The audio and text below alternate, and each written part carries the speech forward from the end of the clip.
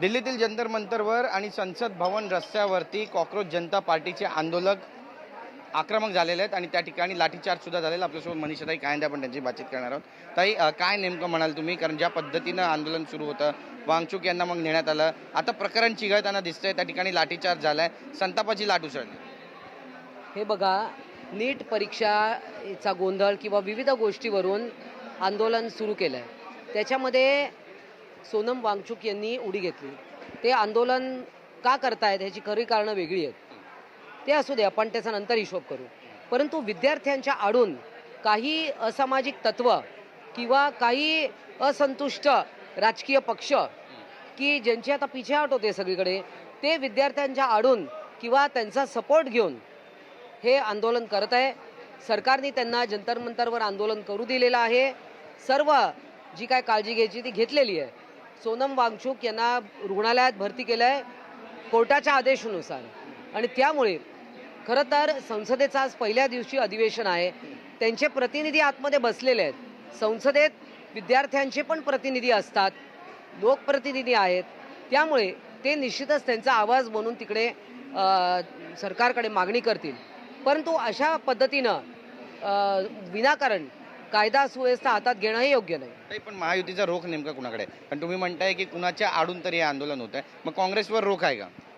India आघाडी, India alliance जी आहे, त्याच्यामध्ये बरेच पक्ष आहेत ज्यांनी कधी त्यांचा देशाच्या प्रगतीत कुठलाही त्यांचा हातभार कधी नव्हता. आज त्यांना देशाची झालेली प्रगती पावत नाही आहे. आणि आता इथे महाराष्ट्रातच बोलायचं तर उद्धव ठाकरेंचा जो काही पक्ष आहे, आता त्यांच्या पक्षात 3च खासदार उरले, तेही राहतील की नाही. आणि मग कोण पाहिजे आंदोलना? माणसं जमवायला तर काय विद्यार्थी. अशा पद्धतीने विद्यार्थ्यांचा दुरुपयोग करून हे सगळं सुरू आहे. नक्कीच. पण दिपके म्हणतात की आम्ही संसदेवर मोर्चा काढण्यात ते आपल्या भूमिकेवर ठाम आहे. बंदोबस्त वाढलेला आहे संसद भवन मार्गावरती आणि दरवाजे सुद्धा त्या ठिकाणी बंद करण्यात आलेले आहेत. बघा, कायदा आणि सुव्यवस्था राखणं हे पोलिसांचं काम आहे. पोलीस त्यांचं काम नक्कीच करतील.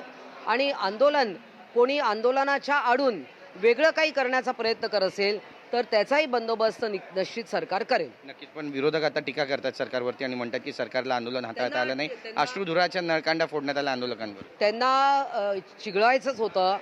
काही लोक तिथे आता अरविंद केजरीवाल, त्यांना काय नैतिक अधिकार आहे? स्वतः जे जेलची हवा भोगून आलेले आहेत ते तिकडे जाऊन आंदोलनात उभे राहत आहेत. त्यांना कोणताही नैतिक अधिकार नाही आहे. अण्णा हजारेंना ज्यांनी फसवलं त्या आप पक्ष आणि काय ते अरविंद केजरीवाल यांना काय तिथे संबंध आहे त्यांचा? त्यांच्या काळात मुख्यमंत्री असताना केवढे घोटाळे झाले त्याच्यावर पहिले त्यांनी भाष्य करावं. जितेंद्र आव्हाड, अंबादास दानवे आता टीका करतायत आणि ते वारंवार म्हणतायत की कुठेतरी हे प्रकरण चिघळण्याचं काम केलं, सरकारला हाताळता आलं नाही. ठाणे त्या ठिकाणी सुद्धा त्यांनी आंदोलन केलेलं आहे त्यांच्या समर्थनार्थ. बघा, आंदोलन करायचा अधिकार आहे. सरकार सगळ्यांना आंदोलन करायला मुभा देत आहे. परंतु आंदोलनाला हिंसक वळण लागू नये हे पाहणं सरकारचं काम आहे. नक्कीच. धन्यवाद तुमची बातचीत केल्याबद्दल. कॅमेरा पर्सन चरणसह गिरीश गायकवाड, TV9 मराठी, मुंबई.